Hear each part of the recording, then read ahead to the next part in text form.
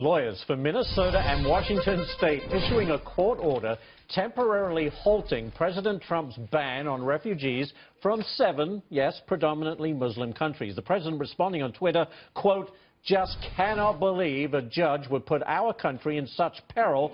If something happens, blame him and court system. People pouring in, bad." Well, guess who's joining us? Daily Mail columnist Katie Hopkins. Katie, great to see you with Parliament behind you. What do you think about Donald Trump's reaction? Pretty much what I would imagine you would say, right? Absolutely. I should just point out first that I'm not the Queen. I do have a similar hair colour now. All right, I just want to make that really clear for anyone that didn't know me. Yeah, no, I'm with Trump all the way. And I think one of the interesting things here is the amount of support amongst the Muslim community as well that we don't really hear about very much, but they can see what he's trying to do. He's trying to say, I will defend our borders. I will give America strong borders. And that's something we can really relate to. One of the questions I've been asking in my column and on the radio is, if Islam's so fantastic, why is it that Muslims always seem to want to come and flee to Christian countries? And it's a question that doesn't get asked a lot, but it's one that's an interesting question to answer. And a lot of Muslims have been saying it's because Islam is such a divisive religion.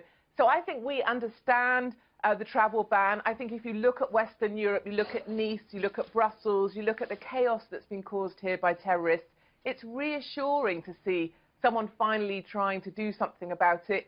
And I think he's been frustrated in the courts in the same way that we had Brexit. It was tried to be frustrated in the courts when they tried to tell us we couldn't have what we voted for. So there's some really interesting parallels there. I think one of the things that doesn't get talked about very much is that Israelis have been banned from traveling to 16 countries for a long period of time, and it seems to me that the lefties and the liberals don't wave their placards about for that ban very much at all. You are right, Katie. You are right, and Nigel Farage pointed that out too. Listen, you also have a new article out under the title, "Why Are So Many Liberal Teachers Bullying and Brainwashing Children with Their Own Intolerant Views?" You think that's what's going on, Katie? Yeah, I mean, I've been horrified this week hearing stories about teachers in schools kind of brainwashing kids against Trump. Some primary schools where Trump's name is not allowed to be mentioned.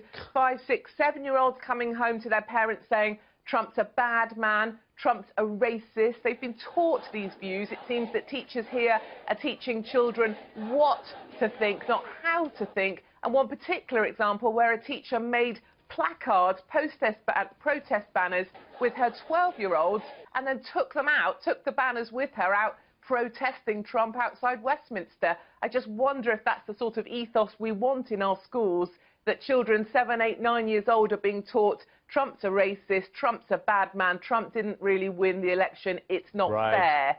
And I wonder also whether our generation snowflake, young people, are so weak because they're not allowed to think strong.